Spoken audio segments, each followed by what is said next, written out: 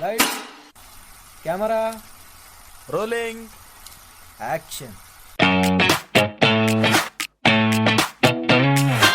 Welcome to my podcast, Let's Talk About Verticals, a place where secrets are spilled, stories unfold, and the mysterious world of verticals is revealed in all its glory. Behind the scenes, oh yes. Exclusive insights, absolutely. Eccentric characters, you bet. So pull up a chair, pour yourself something suspiciously strong, and prepare for a conversation you didn't know you needed.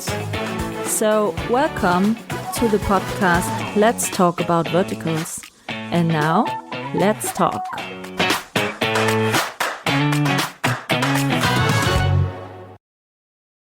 Hello and welcome to my podcast Let's Talk About Verticals. Today I have another actor in my, let's say, virtual meeting room.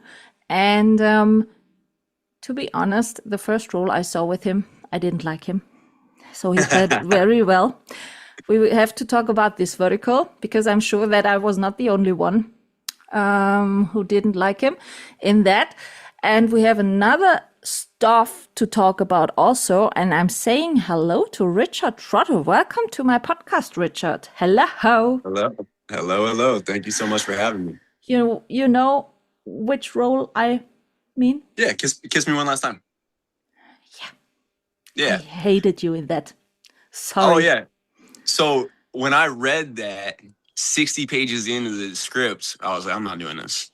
We have to say, for everyone who haven't seen it, it's on Real Short. It was published, I think, summer 2024, stuff like that, roundabout. Sounds about right. That sounds about right. So if you haven't seen it, it's with, what's her name? Hannah. Hannah, Hannah's one of my good friends. I cannot Yeah, but believe what's I don't her remember second her name name?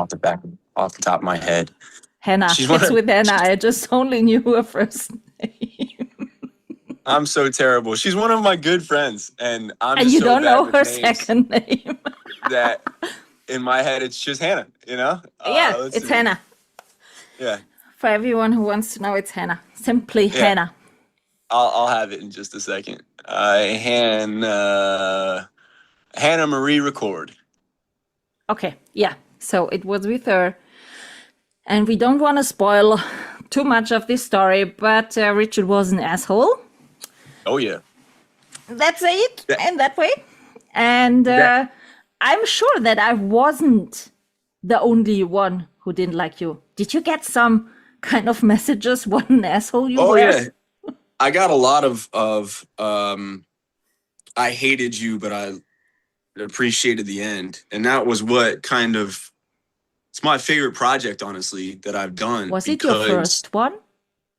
It was my third. I did a couple that were, I did like a werewolf one to start, and then another one called Lady CEO Revenge with Sarah Grace. And that one was fun, and that kind of got my feet wet and getting used to verticals. And then I got the call for, Kiss Me One Last Time, and was sent the script and the offer, and I was reading the script, and probably 60 page into 90, I'm like, I'm not doing this. Like, this guy sucks.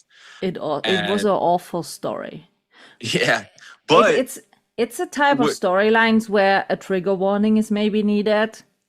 Yeah, that was the furthest I was willing to go, and believe me, what you saw was watered down compared to the scripts. Like, we were fighting every day on set to go, we need to make this better. Like, not better. The writing was good relative to verticals, but it was one of those things where they were asking for a lot, and and kudos to them. They made me, they made the adjustments that made us comfortable and made us able to tell the story, which is all you can ask for from a director in a production. Yeah. And so, yeah, there were some scenes in that when they were written, I was like, I hate this. I don't want to do this. Kept me up at night the nights before we shot them.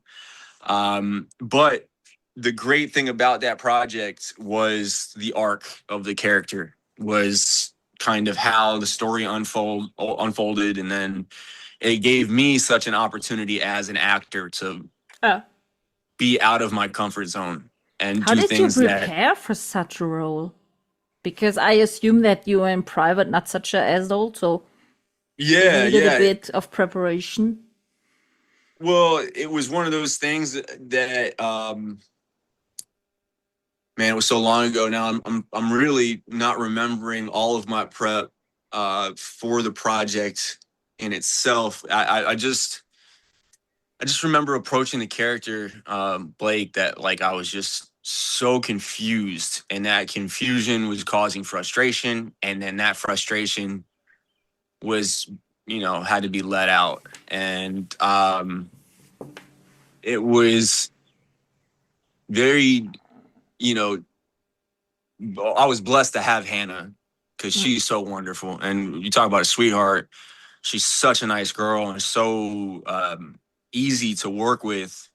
And she was kind of helping me through it the whole time, and kind of, making sure that she learned pretty quickly about me is that I'm always comfortable if she's comfortable. If my co-stars are comfortable, then I feel good to go. If I can look at them and they don't seem like they're worried about what I'm about to do, I can kind of green light and go.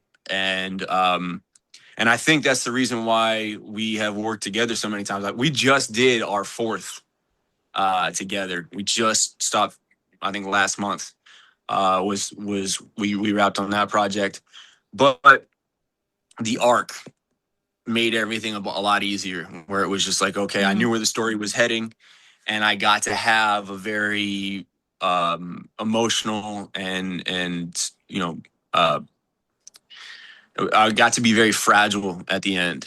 And it was one of those things that, truth be told, it gave me so much confidence, because coming into acting, I'm 32 years old now. I've really only been acting for about 5 years. Never once before that timeline did I ever think I'd be acting.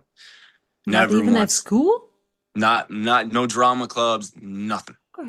I thought I was going to be paying my bills playing a sport or being involved with sports somewhere. Sports was my world, and that was that. And so that the reason why it's my favorite project is because I really, as difficult as it was, I would go home every night. Like, I remember one night I called my mom, and I was like, I can really do this. Like, I think I can really, I still don't think I'm that good. I'm constantly just this person who's like, I Learning by always tell myself, doing? learning by doing, but I also, like, if I can just assume or like go at it, like I'm not very good at this, but I'm just gonna keep on doing it until I am. At some point, I'll just become good without even realizing it. And I'm hoping that starts sometime soon. No, I'm kidding. But in that project in particular, there's that scene at the end where I pull out. I don't want to ruin it, but if anybody hasn't seen, but it's been out for so long now that go see it.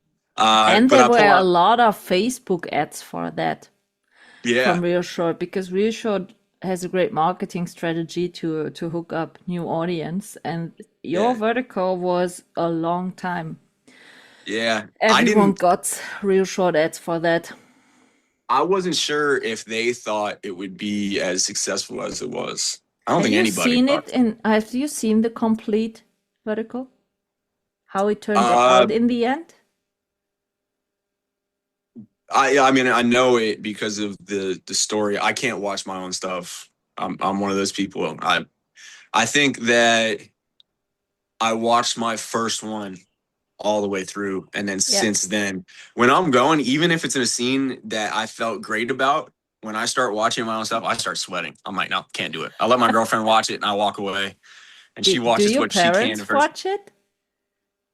My dad does not. My mom sees clips of it.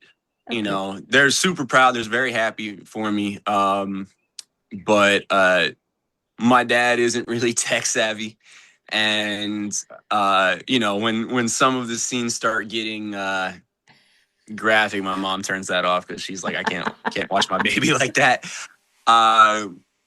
But Yeah, I mean, I got to be really emotional there at the end, and I had something going on in my life that I kind of used as a substitution in that scene. And the scene where I'm, emotional, we only shot it once, and we did Really? one take. Yeah, we did one take, and they threw it at me last second. It was supposed to be on day like 6 that we were Yeah. supposed to shoot this scene, and so in my head, I'm like, okay, day 6, that's going to be the hardest day. And then sure enough, day 5, it's the end of the night. We were supposed to shoot one scene, but they need it to be daytime and they can't light it. So they're like, do you mind if we do this scene? And thank God I said yes, because honestly, it felt like because I didn't have the time to prep, I just had to find something real quick. And then, they gave me time. I locked myself in the bathroom for like 10 minutes and I'm like looking for something. And then like I just had something that clicked. And even to this day, if I were to I can't really tell you about it because I'll get emotional how I Yeah. got there. But it was like, okay, I got it. Walked in and we did the scene, one take, and director says cut.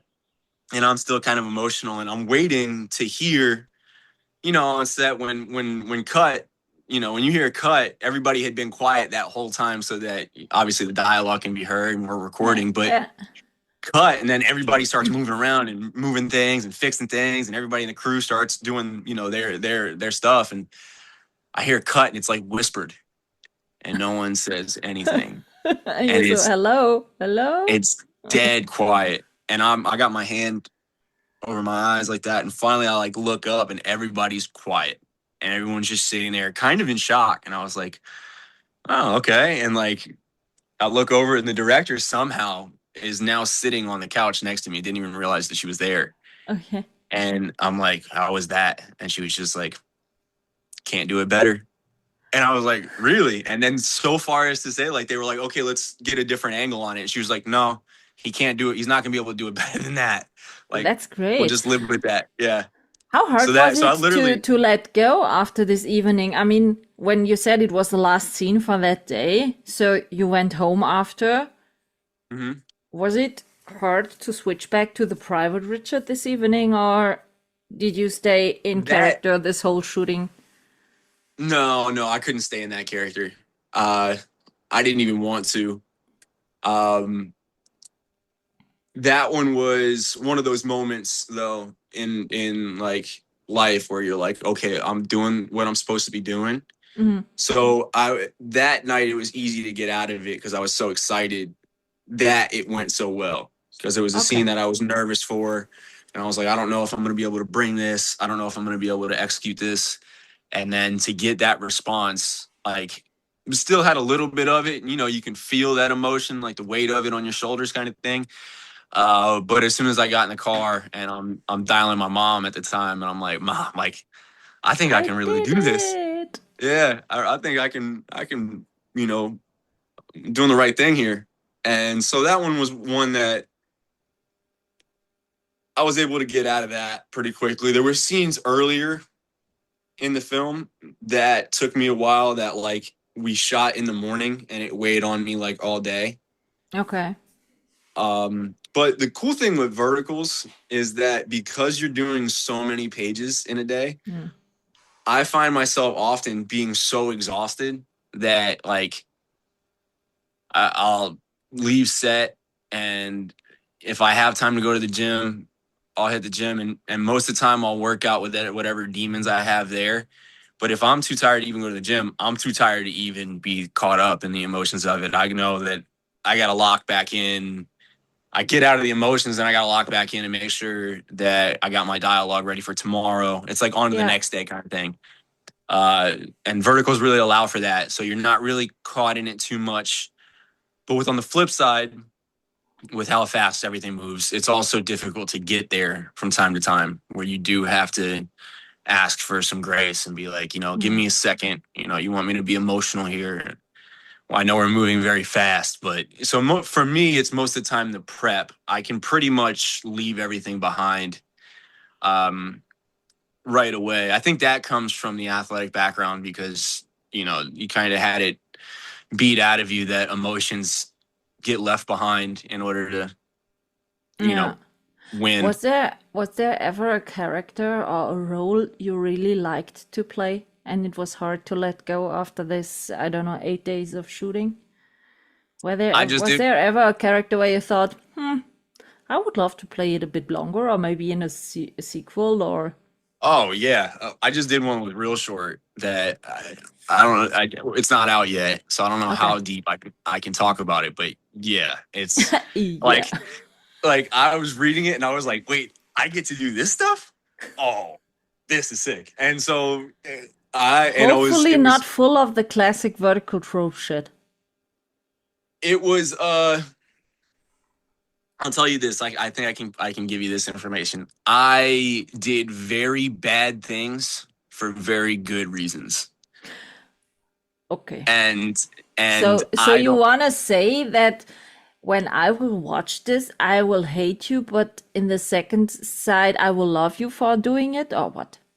I think you'll be like, "Oh, this guy's crazy," but this guy's like I love playing him. He was to me I always kind of whenever I get roles that I'm always constantly hoping for roles that are going to challenge you, right? You don't want to just do the consistent ones.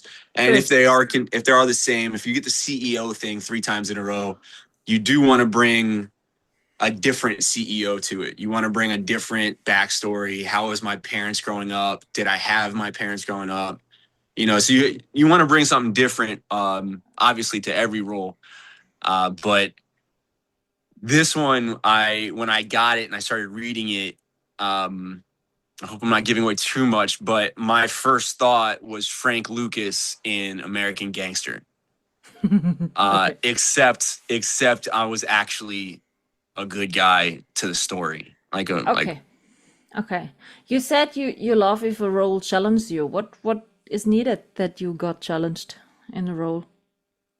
well, like Kiss Me One Last Time was very, very challenging. I like, um, you know, the stuff that's gonna push you to kind of cover all the bases. Or it's funny. So you can either have two different roles. You can have the role where the guy is very subtle. And I find that to be a fun challenge in the idea of you want to just give the audience little pieces at a time and be conscious about that effort of give them kind of a glimpse in. Because my goal typically is to, when it comes to like just a real character, is to try to get across a little bit of obviously their humanity, and then why they might be who they are. What they're. My goal is that if the audience watches me, they can almost tell, what if it wasn't in the story, what my choice was. Like, oh, maybe his dad wasn't around, or maybe his dad was very successful, but he didn't care about being a dad. He just cared about the money. And hopefully that coldness that I was raised in shows up in one or two ways. Either I'm still cold, or I rebelled against that, and now I'm trying to be as as decent as I can. I did another one with Hannah, CEO Let Me Go, and I think that was on Serial Plus. And that was one of those where I was constantly trying to show that I had parents who I was trying to represent throughout the script, where I had good parents. And I had a very lovely scene at the end with my mom, and it showed that she was very supportive. So I was trying to, and those are the kind of challenges that I like, where you're trying to just give subtleties. And then I also, love the challenge of the physicality of the different characters, what you're trying to bring. They're always trying to, in Verticals, as the lead, they want you to be dominant all the time. I But know. it's one of those things that I don't want to put my foot in my mouth here when it comes to Verticals and productions, but one of the biggest things that I believe is that the strongest, most powerful person in the room is the quietest and the most subtle. So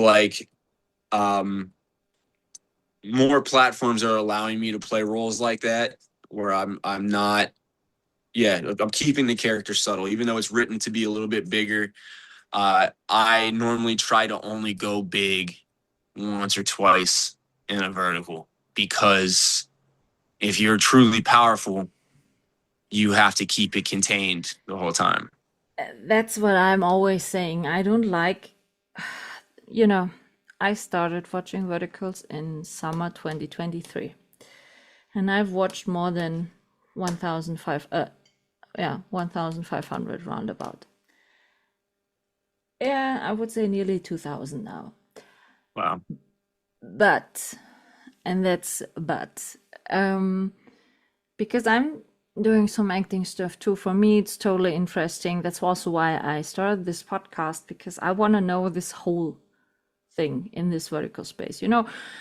I also spoke with directors, with crew members, with actors, actresses, also fans, also critics, audience. Not every fan is a typical fan.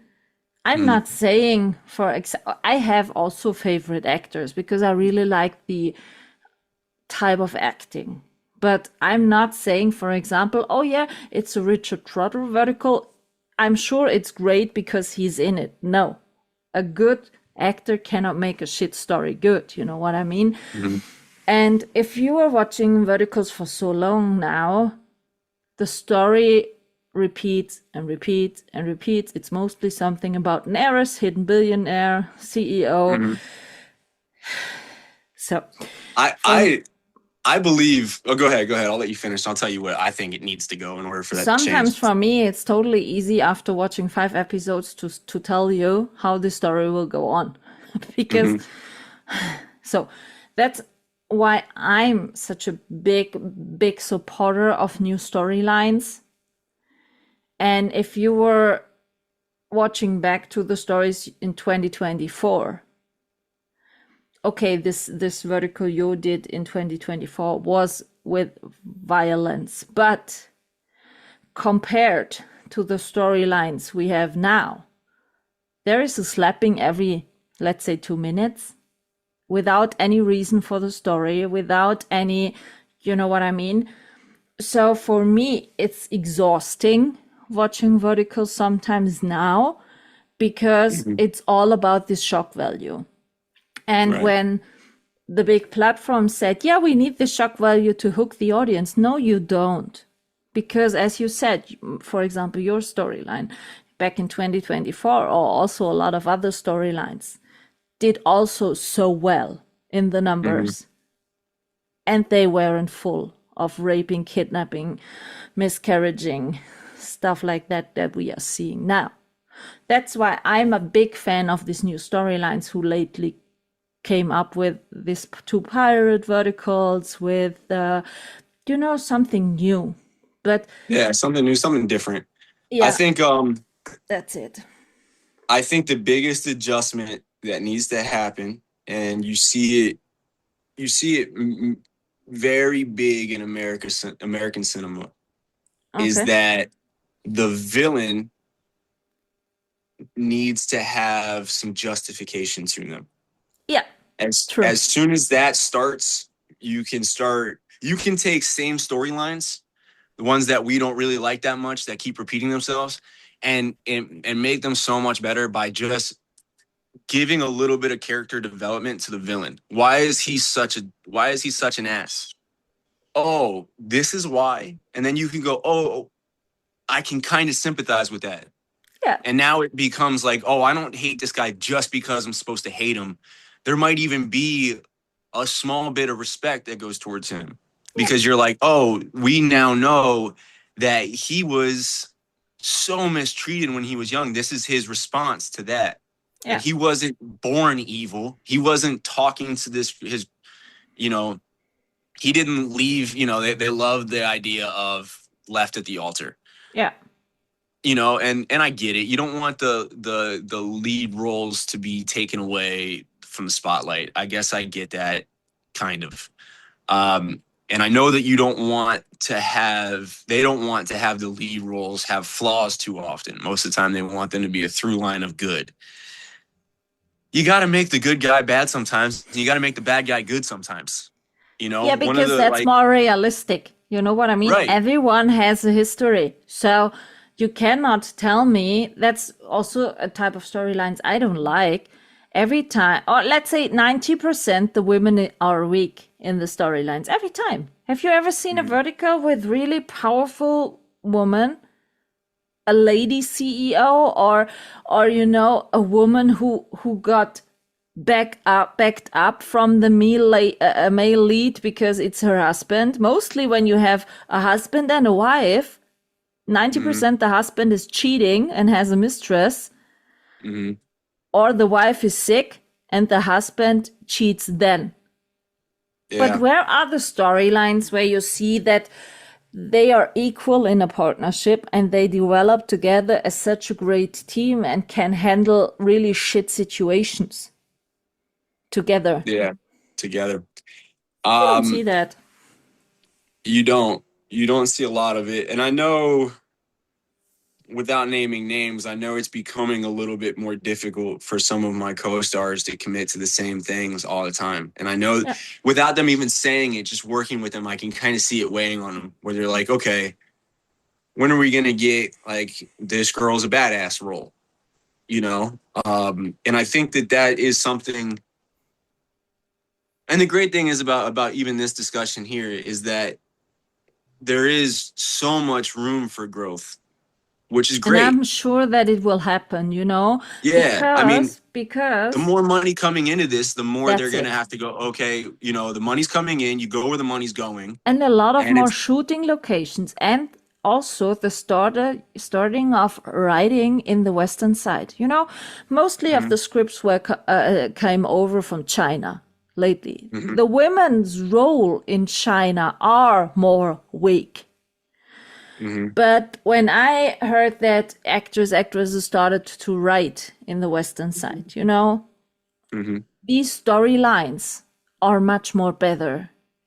And Yeah. that's have you ever shot for Candy Jar? No, not yet. Candy That's Jar that's is based in Germany. that's the one who I've got my eyes on. And Candy Jar has only story based on books. Every time Love when you that. start watching a vertical on Candy Jar, you got the info. This story is based on book, blah, blah, blah. No banquet scenes in a vertical on Candy Jar.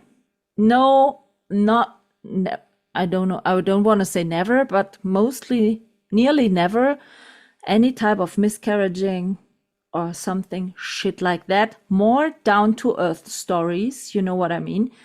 And it's the same also the drama pops or Yeah. my drama. I love that. That's brilliant. These Um, platforms had such great quality in stories and in mhm, production. If you ever watch a show on My Drama, it's a Ukrainian platform, or Drama Pops, which is mostly produced in Turkey or Lithuania, or Candy Jar. On these three platforms, you can be assured if you watch any vertical there, the storylines and the quality are so much better. So much better. well, you're gonna see that there's a couple platforms. There's a platform that's coming out soon. I don't think it's had its official release yet. I'm sure that um, you might have been hearing the whispers. Microco. Uh, I did one for them that I am super excited about because It's we're platform going. number 300, whatever. Yeah, but this one I really have faith in because it just seems like their idea is quality over quantity, where it used to be it felt like, especially last year, like that Mm. 2025 gap felt like they were just like, you know what we're gonna do, we're gonna dump stuff into the market, and hopefully you see a change in that. God knows what we're gonna see with AI. You probably have you have your ears to the ground more than I do. Hopefully the audience doesn't like it.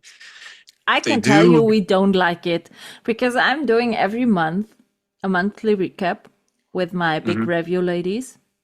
And in these episodes, we are talking and discussing about what happened in the latest month in the vertical space. And last mhm, month, we discussed about this AI stuff. because, for example, Drama Wave put out so many shows completely AI, not even marked as AI. And lately they started even, I don't know if you have heard it yet, they started even making Instagram profiles for the main characters as a actor, you know what I mean? As they were real persons, to have an Instagram fan base and whatever. And we said, and I agree with my ladies, in some ways AI is really good. For example, in the werewolf ones, you know, with this whole shifting and this kind of special effects, the possibility to use AI there is really great and makes this stuff more believable to watch, let's say it in that way. But there were lately so many complete AI made verticals with the lip sync doesn't function well and the sentences are not really great spoken and whatever. And the ladies and I don't like to watch it. Well, let me As I ask you said. this. Huh? If they get better at that, are the characters and the actors as likable as real people? Like, if you take away right now, because obviously they're gonna get better at it. So right Yeah, now they are doing nothing's synced up, yeah, right? yeah. But eventually they're gonna be able to fool you into thinking that No, I'm as because real as I am. AI cannot give you the feelings in some situations of a vertical is needed. Yeah. If you, for example, if it's an emotional scene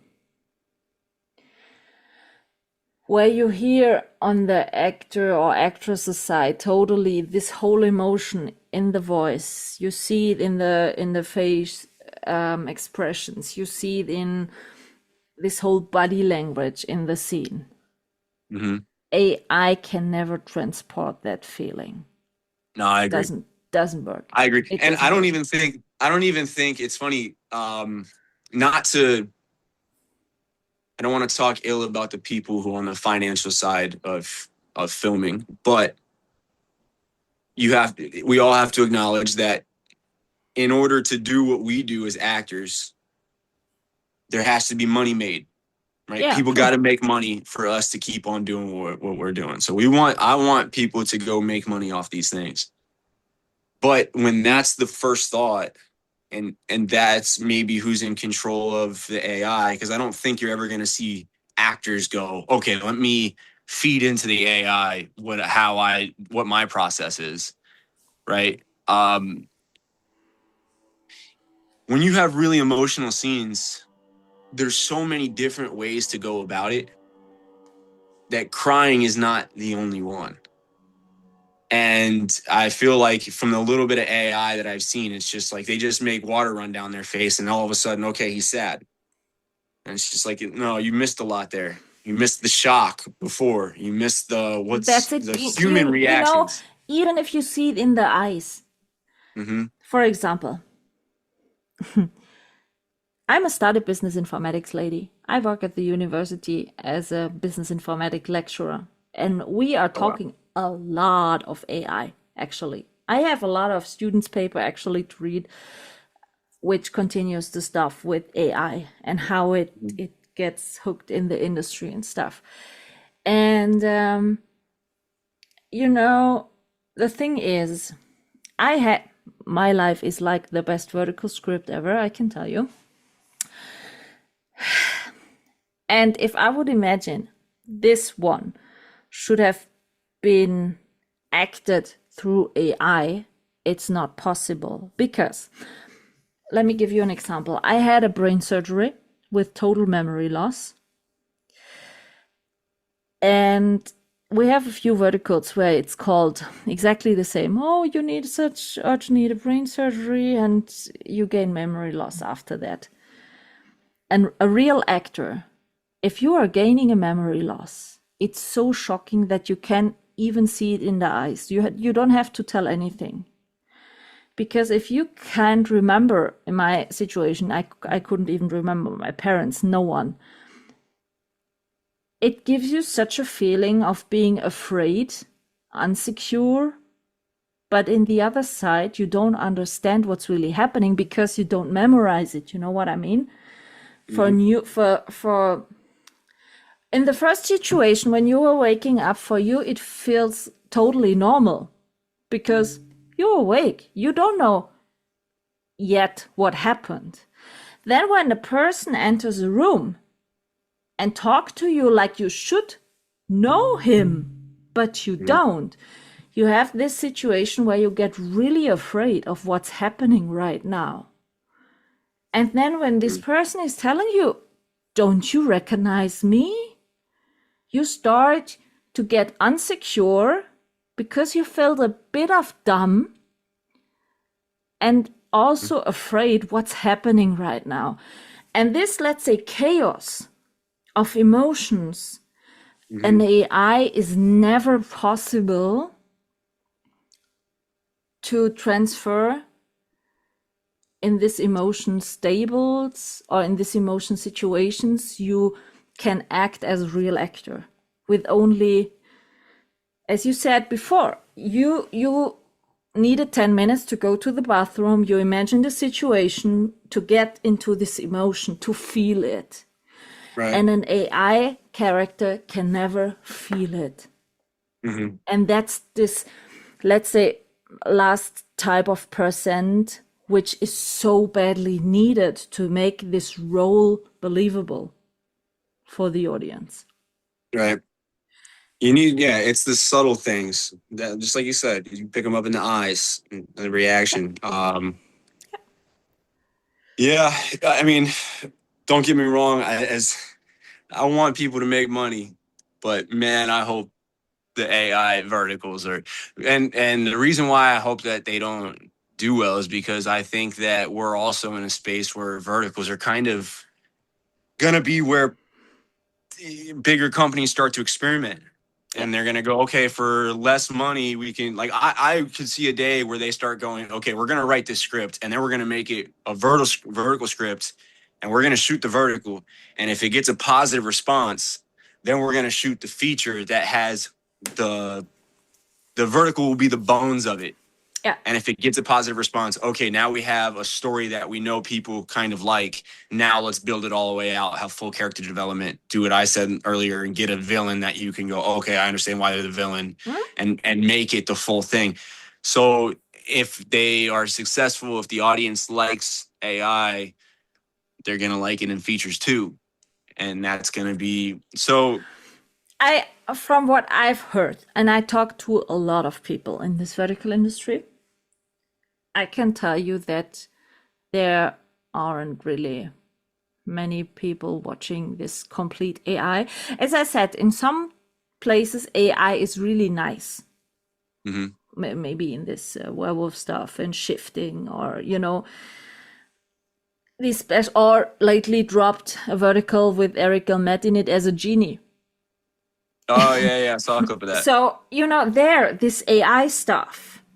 Yeah, which, I mean, but the thing about that is that, but we call it AI now, but we called it CGI a year ago. It's just like that kind of stuff where it's just like, oh, you're going to tell me that you're going to make CGI cheaper. Cool. Or less expensive. Let's not say cheaper. Let's say the quality is good. Yeah. But it's going to be less expensive. Okay, that's fine. It's the same thing. Right? We already had that. CGI was AI, essentially. It is. And I would be okay with this AI shit as long as it would be marked as AI. The audience, right at the moment, I know that a lot of these platforms are getting the clicks because for the audience, it's not. You see a poster and you click on it because you are thinking, okay, it's a new vertical, and you click on it, and after the second episode, you're thinking, that's AI. That's so I'm sure if it would be marked as an AI vertical, a lot of these people won't even start to watch it. But this clickbaits they are currently creating is because you don't see it from the beginning on the poster or whatever, is it totally or fully AI or not? So Right. they can make AI verticals. It's fine. But they have to give them a category where you see exactly, okay, these are mafia verticals, these are, let's say, werewolf verticals, these are the hidden identity verticals, these are the AI verticals, so that the audience has the possibility to choose if they Right. want to see it or not. And then Yeah, I I'm mean, sure the industry will see, okay, they don't like it, we don't get these click bites we were hoping for. So I'm sure that then it will be reduced. But actually they put out this bunch of verticals, AI verticals, not marked as AI verticals. And so I would say more than the half of the audience is clicking on it, but not even knowing that this is AI. That's a problem in my opinion. yeah, I mean, I think at this point where they're experimenting with everything and they're gonna, and because it saves them money, they're gonna want it to be successful. But True. my prayers are that, And it's faster to produce, you know what I mean? yeah, they can get it done and get it out. But, it's like the thing that has to be realized is it's gonna come up very soon where everybody's gonna be able to create their own thing. Yeah, and you know what I really like, not because I live in Europe, I love to see that the shooting locations and the shootings here in Europe are growing more and more. Mm-hmm. And that these smaller platforms like Drama Pops, My Drama, Candy Jar are putting out such great quality. Mm-hmm. So, you know, a lot of people in the US and stuff are saying, oh, but the shootings are getting more and more expensive. We cannot produce such good quality like we could produce if, so you can.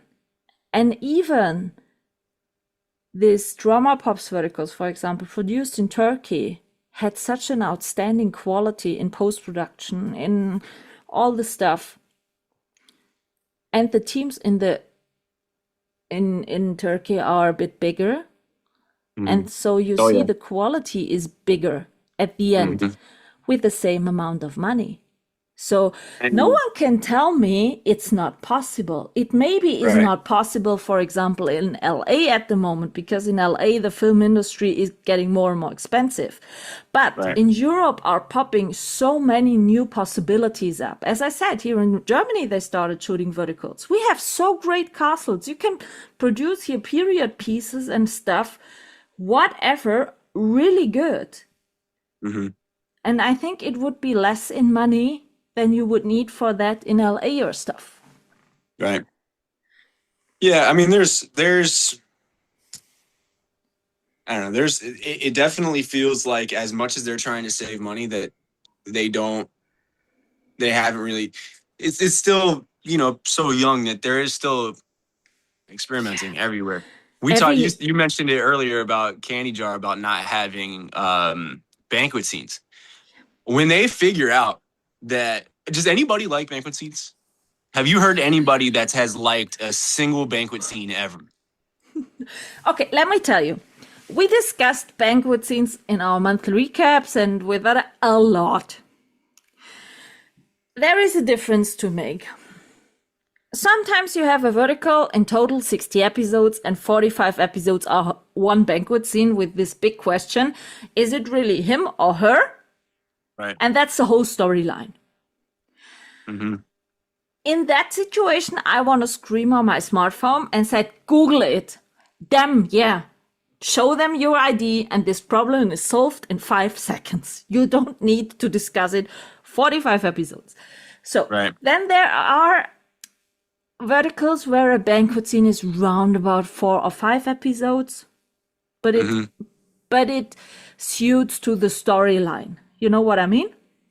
It's this type of, let's say, also banquet scene, but this short banquet scene who drives the story in a different way, but it's discussed in 5 episodes and that's it. The main storylines is not this one question, is it him or her? It's another storyline it's roundabout. So these it's banquet scenes are fine for me. But lately, if we have verticals with this banquet scene shit, it's, let's say, more than 80% of this vertical. mhm. And I don't understand how a screenwriter can make money out of such a shit script. Sorry. It's incredible because it's everything. It's how it's the full idea of shooting the banquet scene is also the worst. First of all, art department doesn't have the time or the budget to dress it correctly. They also don't ever have enough extras because that takes too much money.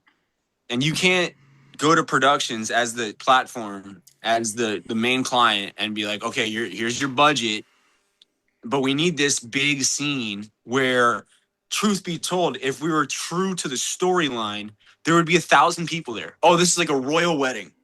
Okay, then, and there's 6 extras.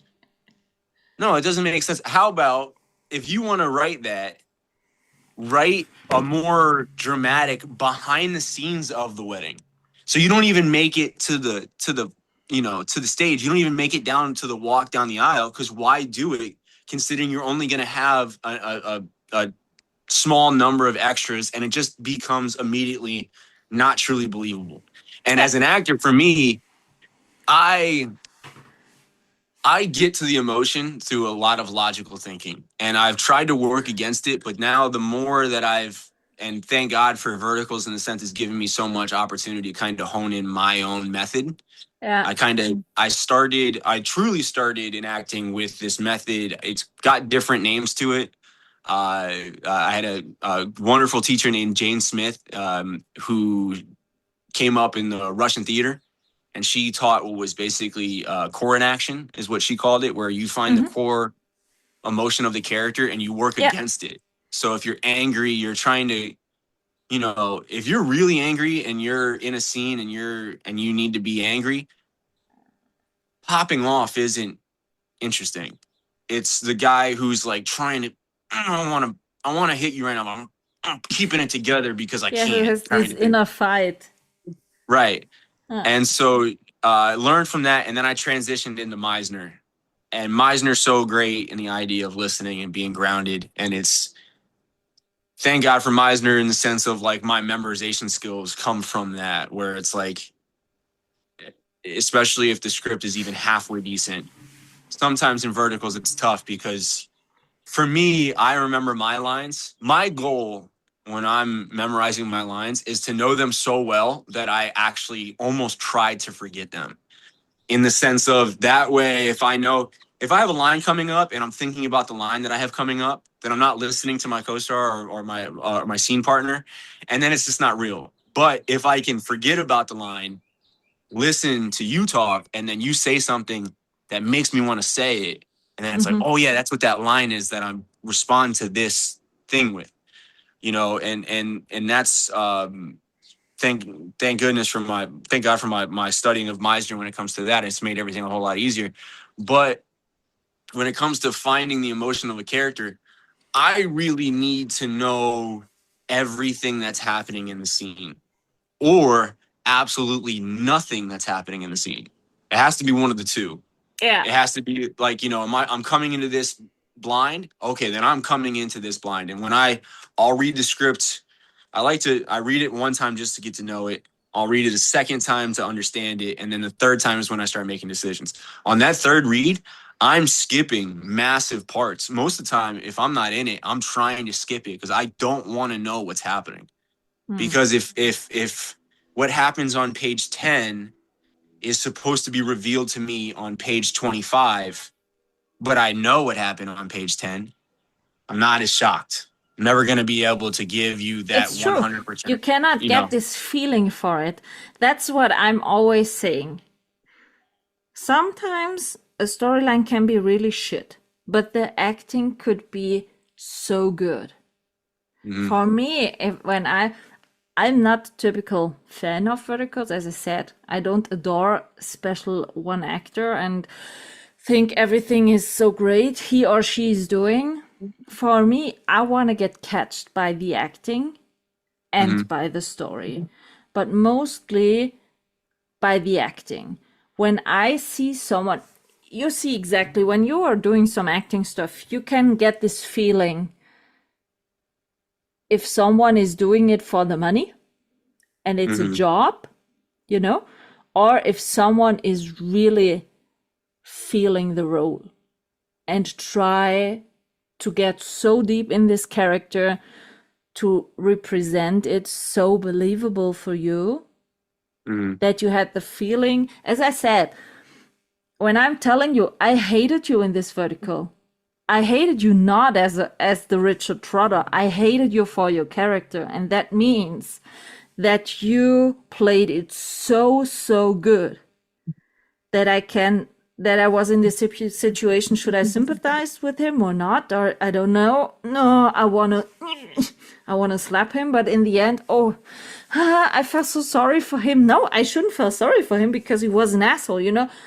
If you give me this, let's say, emotional roller coaster with your acting, that means that you understood what you were acting.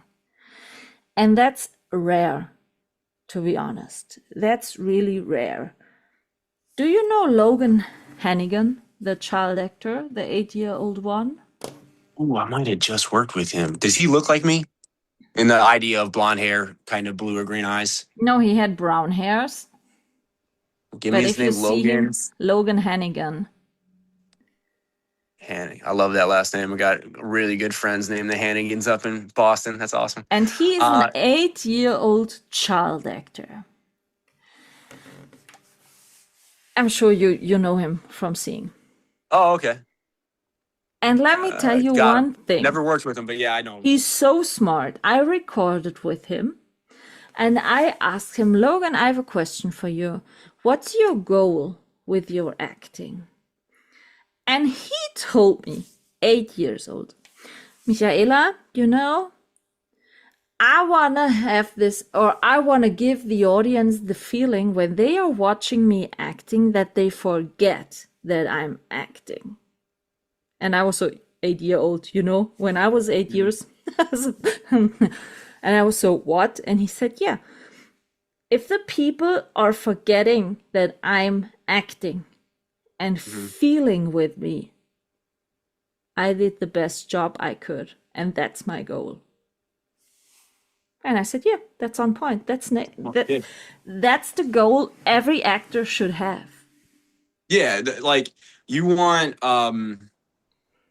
it's that, and you want to make it look so easy or so real. It should not easy. Easy is the wrong word. Make it look so real that most of the audience who's never read a script before or ever tried to get to an emotion would go, oh, I could do this. Like this isn't that hard. And it's because it just is so real. And they're like, oh, yeah, this is just real life. Played. It's so authentic played. And that's what let's go back to the storylines, to the shit storylines. That's why I would love to see more realistic storylines. I don't need this billionaire CEO shit in these storylines. I would love to see more down-to-earth stories so that you as an audience could have much more the feeling together with the actors about this story, like having always this fairy tale. You know what I mean? Right. We had not many shows where there haven't been a billionaire, where there haven't been a girl who needed to be hooked up to have this hero shining armor in her life and stuff.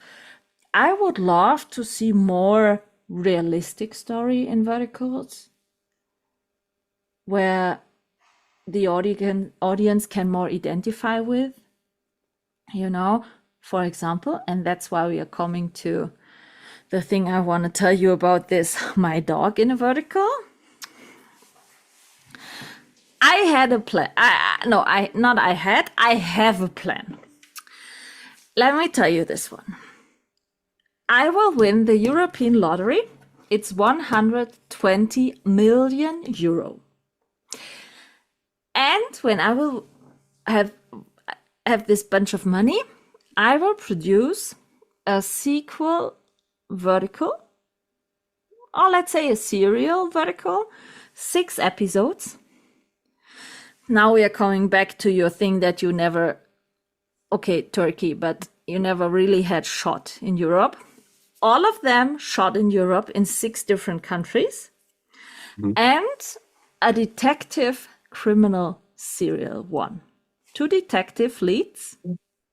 No billionaire, no hidden identity, no backward scene, no miscarriaging, no raping, whatever. Okay, a bit raping makes sense in a criminal one. But in every country, they have to solve a criminal case, like a murder mystery serial one. And Dion is then the detective sniffing dog in it. Nice. You know? That'd be cool. I hope that happens. I want to say something real quick, not to branch off, but I have to say this real quick because we did bring up the rape scenes, and hopefully anybody that is involved with any of the platforms maybe sees this, and production see this. We need to stop shooting rape scenes with day players who show up just for that scene. If you're gonna have a rape scene, you have to bring these guys in the day before. Hell, even on the table read. Bring them to the table read. Have them meet the girl. Have them build a rapport so that when the day comes, she's not sitting there shaking. I've had it too many times where I've had to sit there in the hair and makeup and I'm looking at my co-star getting emotional, shaking, crying because she's just like, I have to do this scene that I already hate. It's already terrible, but I don't know the guys at all who are doing it. They're going to show up for 2 hours. They're going to come in and do it. And fortunately, very fortunately, they do a pretty good job at casting men who come in and are very respectful. And they come and they understand what they're doing and they understand that it's difficult for the female lead or for anybody in that. And, you know, so there's a lot of professionalism there. But just in case anybody sees this, quick idea, bring them to the table read. Bring them in beforehand so you don't get this uncomfortable feeling on set. Because so many sets are so wonderful until that's happening. I did a vertical with Real Short, and while I was reading it, I hated the villain. Like, you know, we're supposed to hate the villain, but I was like, all right, he has really no reason to be so nasty, so bad, so terrible. Yeah. And I was like talking to my manager, and I'm like, honestly, I almost don't want to play this role just because of how I'm going to have to deal with this guy. And truth be told, if it was written correctly, the first time I heard him talk the way he talked, I'd hit him. I wouldn't wait until episode 50. I would have hit him right away because that's what it was called for. You don't speak to women like that. But I don't know if the platform knew what they were getting out of who they casted. But Marvel, God, what is his last name? You're not so good in last names, aren't you? I am not good with last names. I am not good. But I'm great with faces, so I recognize everybody. It's just That's good. getting the name.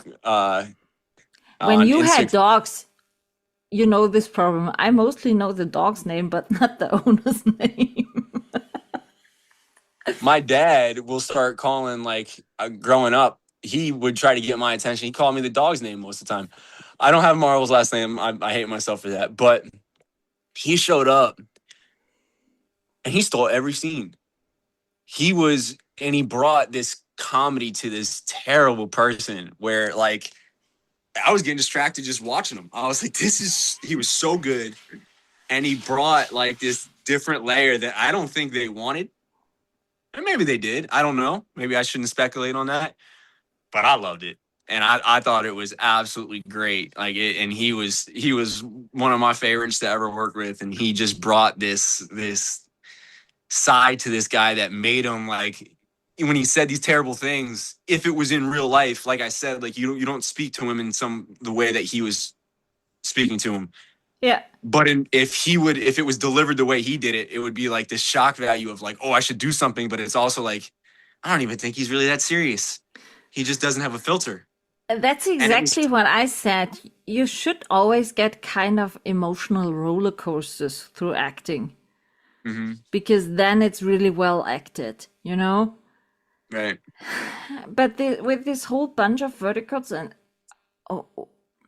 produced lately, it's hard to catch up with every vertical. For example, I wanna name a vertical of yours I really liked. It was on Shorticle. It was All You Need Is Love.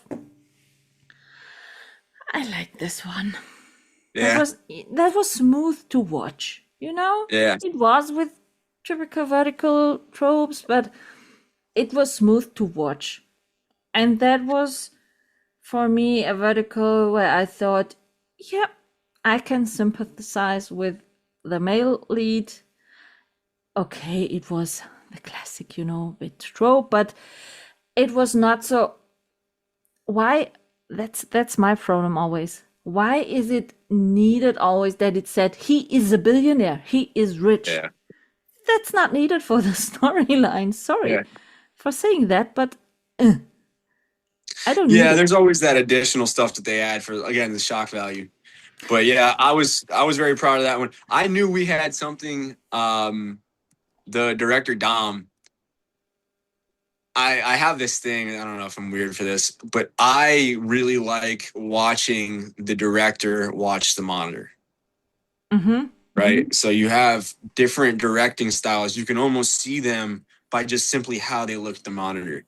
And when Dom looks at the monitor, and he's Italian and he's true Italian and he's looking for that art, you know, like, and he's looking for that. So when he looks at the monitor, it's as if he's looking for the beauty in it. And while I was watching, I remember on the first day I'm watching him watch it, and he's like telling, he's giving some direction, and I was just like, oh, this is gonna, at the least, if the story sucks, this is gonna be beautiful. Like, this is gonna be great, And then I worked with again, I'm gonna forget his last name, Casey. I'm doing such an injustice to all these people by not knowing their last name. Yeah, you should work on that. Maybe that's one of my flaws for sure. I gotta work on last names. But Casey, when he watches it, just intense. He looks at the screen and he is locked in. And as a director, he's locked in. Like, not to say any of the directors I've worked with have not been locked in, but for this, and the whole set carried themselves knowing that you don't get in the way of Casey when he's thinking and when he's going, because he gets locked in. And I think everyone has the appreciation of someone who's so focused where you're like, okay, I got to stay out of his way. And when he calls my name, got to be ready. But in the meantime, I'm going to stay out of the way and be quiet. And he was so interesting. And ours hasn't come out yet. I don't know if I'm able to talk about it, so I'm going to avoid it a little bit. I never really know if I'm allowed to, go in on it. So I won't tell anyone. Okay. Yeah, you won't tell nobody. But yeah, when we shot that one, that was with Shorticle. What an amazing production. The whole team on that was really awesome. But there was even, the scenes in that where it was like, lick my shoe kind of stuff, where it's just like, we one day in vertical space will move away from those interactions, hopefully, and make them, I'm sure. Lately, 2 pirate verticals dropped. Total different way and total different world, but so good. And the production was good. The art setups were good. One of the show was shot in LA for my drama on a ship. They shot a whole day out on sea on the ship. They had a big ship. They had a dungeon. They had a castle. Nick Ritacco was the main lead, and Emma Reynagel was a female lead. And it dropped recently. And it is so Nick, what's his last name? Ritacco. Oh, yeah. Okay. It's Gotcha. the vertical is called Kiss of Yeah. the Pirate King Pirate on King. my Yeah, drama. look at it. The costumes, the makeup, the locations, the story, so Yeah. dang good. I can tell you. I can tell you. Oh yeah, look at the costumes. It was so Wow. cinematic watching this one. Dylan Vox directed it. Scotty Mullen wrote the script. And the other pirate one was shot in Canada, in Vancouver, by Julie Bruns and Stephen Camera. And in this one shot in Vancouver, in this whole vertical, there was one slap, and that's it. In the first Gotta 10 love that. seconds. I remember my You my see, first vertical. sword fights. You see, so good, so good, and both without any banquet scene stuff shit. So good ones, these two pirate ones, and I'm so hoping that we get more new genres which don't need this classical vertical trope shit. No billionaire, no banquet scene, no hospital scenes, nothing. Let me ask something. How does the sports in your conversations with your group, how do the sports-based verticals do? You have to check two things out. First one, it's mostly the same storyline, only the sport changes. Okay. It's mostly totally the same storylines. The next part, and that's also the same with the cooking verticals. If you have lead actors in it who are not fit in the sport or in the cooking, it doesn't matter. If you see, for example, on football verticals, that this or ice hockey verticals, the so-called super champion is so unsecure on the ice. No, sorry, that's not believable that he's a champion. It's the same with the cooking verticals. I published a cookbook. So it's noticed. So because that's my biggest thing. That's my It biggest. is. It truly is. For me, it was so disgusting to see. As I said, I published a cookbook. When you see these cooking verticals where the 2-star chefs don't even know how to use a knife properly. Really? Are you kidding me? Yeah. I'll be vulnerable here for a second. I had a scene in a vertical that I did with Maya Green where I had to give her CPR. And leading up to that, I'll be honest, I do now, didn't know how to give CPR. And remember going back, and that in my mind so far, that has been my biggest failure of an actor, where it's like that is the worst thing that can happen, is that you're doing something and everyone there that's watching it goes, that's not how you do that. Fortunately, I guess the one thing that I had going for me in that role is that it's not like I was supposed to know how to do it. I was just I wasn't playing a doctor and walked in and just butchered it. That's the point. We have so many hospital scenes. I had a cardiac arrest. I was defibrillated. Every idiot knows that the defibrillator doesn't work if you put it on the clothes and shock. Yeah, you have to. Yeah, but I'm so glad that people pick that up in the sports ones, because for me, I don't want to put other actors down. No. A lot of actors, majority that I've seen and worked with anyways, don't come from sports backgrounds. Some of them do, and that's great, and use those guys. And so for me, the thing that irks me coming from a sports background is that I'm like, why don't you ask me? Hello? I'm not getting any of these calls, and maybe that changes. The best example is with this ice skating. You see a lot of hockey verticals. Yeah. For example, in one, on Candy Jar, Tyler Scherer played the lead.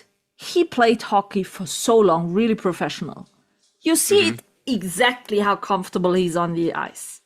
Yeah. And then you see another one where the lead trained ice skating a few days before the shooting. And then he's the super champion. What? Yeah. Yeah. The best they say they're the best players in the world and stuff like that, and it's just like Yeah. okay. So I'm very happy and pleased to hear that that's picked up and noticed. I won't say it for every watcher, because as I said, some people are watching, oh yeah, I love this actor, everything is so great. Mm-hmm. You have to talk to critical watcher, Mm-hmm. because I don't want to say the ladies and I are so good, but we watch very critical. We tell you, if you want to have an open and honest opinion about a vertical you did, and you come up to me and said, Michaela, can you give me your opinion? Mm-hmm. I will give you my opinion, but you have to be prepared that I also maybe come up and said, listen, I didn't like this and that was shit in it, but I'm always giving you a reason why I didn't like it. I'm So not the when sugarcoating type. I'm gonna more or less to not put you on the spot here. When we're done and we're talking, I want to hear what you think was my worst and why. Because I'm gonna tell you why, honestly. And whenever I do get the opportunity to sit down with a lot of directors that I'm working with, and I get to have like real conversation with them, if production gives us the time, I again coming from the sports background, I don't know if this was the same for everyone. I played at pretty high levels, and the higher you go, the less BS you get from coaches.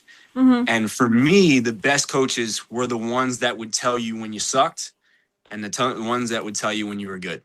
And How that should you way I knew. improve if no one's telling you when you suck? And it's not even, it's that for sure. And then it's also, if you tell me that every single take was good, I don't believe you. I don't. So when you tell me that take, nah, we don't like that one, let's get rid of that, let's do it this way, and then I give it to you that way, and then you go, yes, that's what I like. I can walk away now as an actor confident that it looks good because the director got what they wanted, and I know they did because they told me when they got what they didn't want. So it's like there's and I know that, you know, I'm maybe different in that aspect. Maybe people don't want to be told when it wasn't good. It's the egos thing, you know. Yeah, I on the other side, because you know, your greatest, you know, knowledge comes from failure leads to knowledge if you let it. Right? You don't learn anything from winning. You don't learn anything from being told you're good. You know, nothing. I honestly, I can't remember. I have a way of learning the hard way with everything in life, but I can't remember any time where I won and I was just like, yeah, but maybe I could have done this even, you know, better. So it's like, you know, that's why I started this monthly recap episodes, because a lot of the reviews you read online are mostly, I know from a lot of reviewers, they are publishing only the reviews if they have a rating system, let's say 1 till 5, if the show is more than a 3.5, because they don't wanna, let's say, publish bad reviews so that they don't put someone in an uncomfortable situation. yeah. But in the monthly recap with my ladies, we have different categories: actor, actress of the month, chemistry of the month, side role of the month, app of the month, vertical of the month, but also crap of the month. What really was disappointing, what was a vertical we expected more, but it turned out to be more not so good. But we give you always reasons why we turned it off, why we didn't like it, what in our opinion could have been improved to make it better, stuff like that. And when we first did this, or when I asked a bunch of people and said, I want to do that, you cannot talk so openly about, why not? I never will say to you, Richard, you are shit. Right. I will say, Richard, you are shit because, you know what I mean? So yeah, that's a difference. And it's necessary. And that's also the reason I was asked a few times why I'm not publishing reviews on my profile. The reason is when I watch verticals, I give you my opinion, but I'm writing reviews, but they are mostly very detailed and very long. So too long to publish on Instagram in a few slides, but also very, let's say, deep in type of critic points, or I tell you I really like this and that, but I'm also telling you for me this and that was not so good. So you can be assured to get really a complete picture of my emotions or my impressions I have about this vertical, but it's mostly so detailed that it's not for everyone to read. You know what I mean? Because Well, a if lot you of write people will one, tell me, Michaela, you cannot say this. You cannot be so rude. I'm not rude. It's a construction critic I'm giving. yeah. If you So let me tell you, if you're watching any of my projects and I you have seen all your projects. so if you want to send me over those notes, I would absolutely love to read them. The only way I'm going to get better is if I know where I was bad. The only way that I can make changes and be able to go, okay, it's tough because there's also, when I want to get critical of my own work, then you go and watch other actors To who are compare a bit. talking. Well, no, not even that. So like I'm a avid. I watch actors roundtable all the time. I want to hear what all of the big time actors, how they're going about it. I want them to be my peers one day, so I have to be able to think like them too. And it always comes back to the story of like on stage acting, where the night, I forgot who said this, but on the nights where you feel like you were all over the place and you couldn't get it together and it wasn't good, the audience was locked in. And the nights that you felt like you did your best, the audience was probably bored. So it's difficult. So like for me, right, I come from sports, playing baseball. If I go 0 for 4, but we win, we No one won. cares. And I Yeah. can learn from it. I can learn from those mistakes. But like winning tells you, is it working or is it not working? Because winning will just define that for you. There's a winner and there's a loser. There's Yeah. no winner or loser in acting. It's also why like I get confused about like award shows, because it's not a competition. You're telling a story. I've never really bought into the idea of who tells the best story, or, you know, whose story was the best. It's like, it's, you know, to each their own, you know, beauty in the eyes of the beholder kind of thing. If you have an audience that loves this and they love that, it doesn't take away from a film that was a completely different category. But that's just my thing on that. It is. But I can only learn individually when I know what was bad. And for me, some 90% of the time when I leave scenes, I'm like, I don't know. I really don't know. But you got to move on. You know, I'm a lecturer at the university. A lot of people depends on my opinions if they are good or not, because they are learning for life at my place. You know what I mean? So feel free to send them over. I don't care how. I really don't care. I promise you, I don't mind. and then blocked. Yeah. Okay, before, if it makes you feel more comfortable, my golf coach. You don't have to make me comfortable. Well, in doing that, in sending over the reviews, my golf coach, who when I turned professional, I started working with a guy named Bob Toski.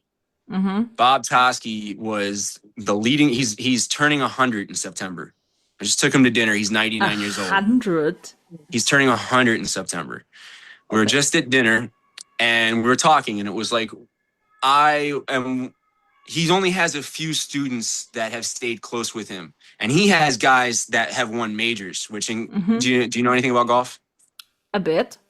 I played golf, but I gave it up after my brain surgery, because after this brain surgery, I have, you know, let's say I have this visual possibility of I cannot see so. No, it's, how can I describe it? Sometimes I run through the wall because I cannot, the distance, I The cannot. depth perception. Yeah. Yeah, that'll And that was affect a golf bit, for sure. yes. Yeah. So I gave it up. Yeah. I have a friend of mine. Brain surgery is hits close to home. Actually, I'll tell you the story real quick because it's very positive. I had a friend of mine who had a brain tumor he's been battling it still, but when he got it when he was 14. And the first time they brought him into the hospital, they told him that he wasn't going to play baseball again. He was a great, great baseball player. And he wasn't going to be able to play again. And he was going to have to live in the hospital for 6 months and relearn how to use his right side. And got to surgery. He was out of the hospital in 6 days, playing baseball in a month. And he was all Broward, which Broward County is the best county in the world for baseball. We put more people into the big leagues than anybody else. Dade County, just to the south of us, is in second place. He was one of the best in Broward County 2 months after brain surgery. It was one of the coolest comebacks ever. Now it's been, unfortunately, it did lead to the end of his career. But to see him kind of battle through it and play as long as he could was nice. But yeah, I will tell you how my way was when we stopped recording. Okay. Yeah. But back to golf. Toski. Toski is this guy who's known in the golf community of he is not going to waste his time and he is not going to sugarcoat it, especially as he got older. And I didn't meet him until he was 89, 90. So he was already, past most people expiration dates. And he was still sharp as can be and still is very sharp, but no filter at all. Tells you this is when you sucked and how bad you sucked.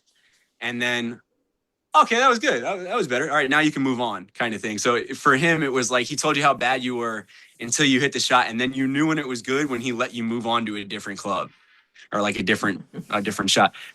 And that resonated with me so much. And it's kind of something that I've been looking for in the acting world. So again, you want to send over your constructive criticism, I am more than willing to listen. I will ask everyone, or I am asking everyone at the end of every episode, a 5-question quickie. 5 short questions, short answers. Everyone gets the same. So, first one, totally outranging of the verticals. What's your favorite dish to eat? Anything my mom cooks. Oh, that's sweet. Well, if you had her cooking, it's a pretty easy answer. Okay. Yeah, really anything that she cooks, it's always like I got 20 friends that are coming through the house all the time just to get my mom's cooking. It feels like home, you want to say? Yeah. Soul food. Yeah. The best soul food you can get. That's right. Can you cook? Yeah. Yeah. Mm-hmm. If she can cook that good, I got to at least learn something along the way, Pay attention a little bit. Okay. And everybody watching this, you got parents who cook, pay attention to it. We're losing recipes every day. We need to. I know. We need to, keep cooking, everybody. I put a few of my late grandma's recipes in the cookbook. Yeah. I'm constantly telling my mom that I want her to write a cookbook. My nephews are constantly saying it. Like, yeah, she should. We're gonna force. If you're watching this, comments on my Instagram or something like that. However, you get a hold of me. I only have the Instagram, so that's your only chance. Okay. Yeah. Question number 2. Question number 2. Do you have any type of comfort movie? Maybe a movie from your childhood or whatever you rewatched, I don't know, 1,000 times, and every time you want to have a smooth, comfortable watch, you turn this movie on? A smooth, comfortable watch. Could be also a horror movie or whatever, or any movie. Oh, okay. So just a movie that, just a. You love to watch. Oh, okay. I can give you a pretty big list. American Gangster, Denzel Washington, Kurt Russell. Oh, Denzel Washington Russell. is so good. So good. With that, Training Day, with that, actually almost anything Denzel's in. If I want a good laugh, Step Brothers always. Step Brothers is on. I'm watching it. Tommy Boy, if it's on, I'm watching it. It doesn't come on the TV and get turned off. Those two movies. If I want to get emotional, like let's say like I kind of feel down and I feel like I haven't been able to maybe cry something out of me and I need a good tear. Yeah. Speaking of Denzel, John Q, that movie gets me every time.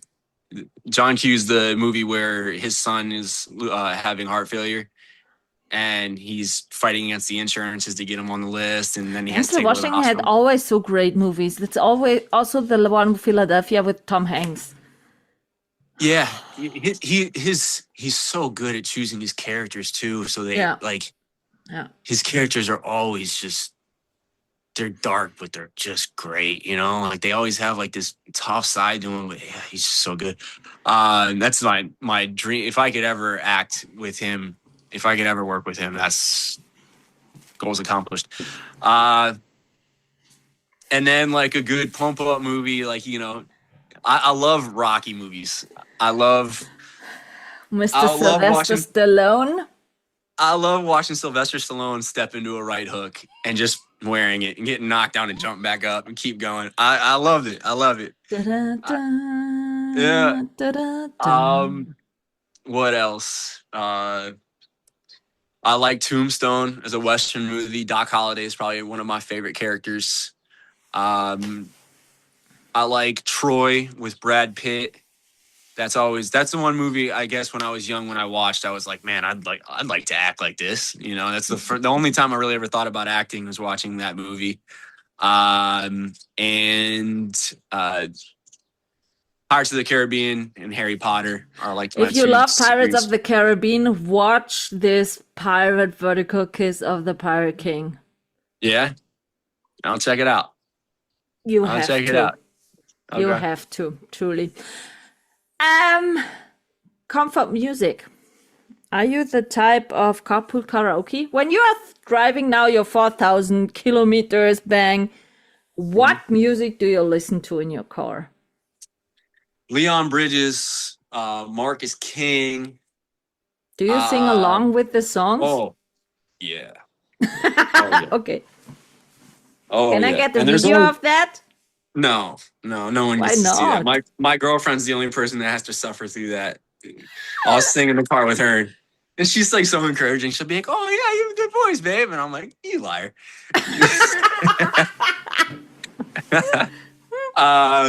Yeah, Marcus King, Leon Bridges, Luke Combs, J. Cole, Drake, Chance the Rapper, kind of stuff that's like has real storytelling to it. Yeah. I don't really care about music that's heavily produced. I care about what are they saying. Like J. Cole, for example, when he raps, like he's preaching, so it's like wonderful to listen to. I also like some gospel music too when I'm trying to feel some kind of way. Sometimes you need that type of music, Yeah. I recently watched the movie Michael in the cinema. Yeah, I haven't seen it yet. Oh, it's so good. I haven't watched it yet. I gotta go see it. That's also really great music. So my girlfriend's a professional dancer, and she dances a little bit everywhere. She just opened up she was the first act in the most recent Country Music Awards. Okay. So she opened up that for Lainey Watkins. She's danced with Shaka Khan. Oh, cool. Like a bunch of and she's so good at what she does. But yeah, Michael is on our watch list where I'm not allowed to go see it without her. I'm almost sure she snuck away and has gone to see it because she can't help herself. But yeah, we're You have supposed to to be watch watching it. that It's together. really good. It's Yeah. really good. Yeah. I'm glad. I think I'm hoping that we stop seeing too many movies about musicians. I really liked when we only had like one every 2 years or one every 3 years. Now it's like it feels like there's like three a year. But Yeah. obviously But Michael's the this legend. one So is yeah. okay. You're a bit younger than I am, but it's so good in music. I'll check it out. You I'll have check to. it out. Last two questions. Which one? Okay, we spoke a bit about it, but if anyone is coming up to you and say, Richard, I want to start watching verticals, which one of your verticals should I definitely have watched? Kiss Me One Last Time.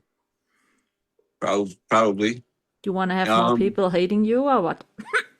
Hey, I don't. As long as I move the audience, and that one feels like I moved them the most. Sure. It's not my most successful in the clicks and the views, but I don't really care about It that. has the classic vertical tropes a bit, Yeah. but it has also a continuing storyline. That's what I liked about it, to be honest. Yeah. Thank you. Okay. Yeah, I dig with that. Okay, last question. Which genre you want to see more or maybe new in the vertical space? I don't know if this answers the question specifically about genre, but I want to see like we talked about earlier, I want to see the villain have character development, and I want to see villains who are bad for oh man, what is his name? Who's the guy that played the Jew hunter in Inglourious Bastards, and then he also played in Django? Give me You one and second. I have to make names, sure. Richard. Me and That's- names. Oh, it's bad. It's bad. As long as you don't forget your girlfriend's name and your parents' name, everything is fine. Yeah. Right. Yeah. Let me see. And spelling also isn't my strong point. I just misspelled this for sure. Christopher Waltz. Or Christoph Waltz. Oh, Christoph the German Waltz. guy. The German guy. He was asked about his role in Inglourious Bastards, and they were like, "How did you play so bad?" And his response was so brilliant because he's brilliant. He was like, "Bad." He's a German. Well, he was Just kidding. yeah, Just kidding. that's why he's great. No, he was like, "What do you mean bad? I wasn't bad." And that's what you want from a villain. You want people who think they're doing good, but the rest of society knows it's bad. It's like Thanos is a good one in Marvels, in the Avengers. If you think about it, Thanos was doing something good. It just had to be done in a bad way. He wanted to, make sure that the universe could sustain. And so he had to get all this power and wipe out half the universe so that it could sustain. Now, with that, if he got all this power, why couldn't he just double the size of the resources in the universe? I don't want to point out that flaw in the writing, but with that being said, so you want to have characters who are, their reason for being bad is grounded, and there's a purpose for it. And I'm always asked all the time if I would play a villain, and my response is always that if there's character development, if you can see why, if there's a reason why I'm bad, or bad in everybody else's eyes. I want to say this for the end. I could imagine you really good in a Western vertical. Can you ride a horse? Oh yeah, I grew up on horses. I was very close to doing one recently.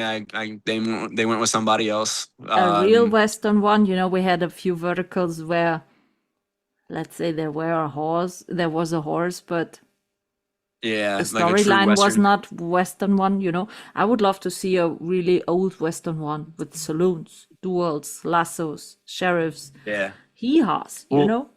My ideal trajectory would be to be kind of. I love Kevin Costner.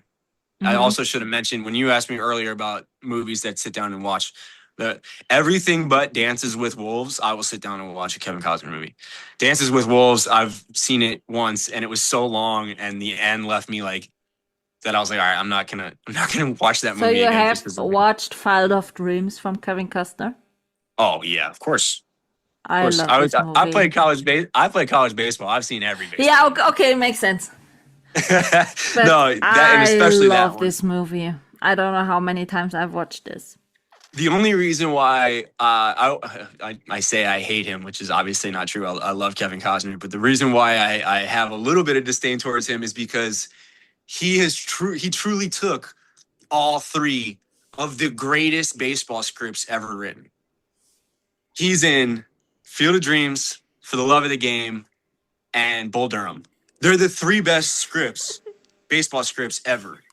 And I don't know if anyone's ever going to be able to write anything better than those three. They're so different and so good. And I'm like, man, I want one of those, but it's got to be like that. You know, it's got to do baseball justice. You know? Yeah, we will see. So, We'll see. Richard, I thank you very much for joining me for this episode. It was really a pleasure talking to you. And I wish you, let's say, more, what type of roles? I would say more improving roles, more roles with really great characters in a good or in a bad way. Doesn't matter. And a lot of fun, but also enlightening on sets. Yeah. Thank you. And if I will win the lottery jackpot, I will hit you up, okay? Looking forward to it. Praying for you. That's You're good. gonna do good with that money, so I hope you get it. Thank you so much for having me. This has been wonderful. Thank you, Richard. Bye. Bye now.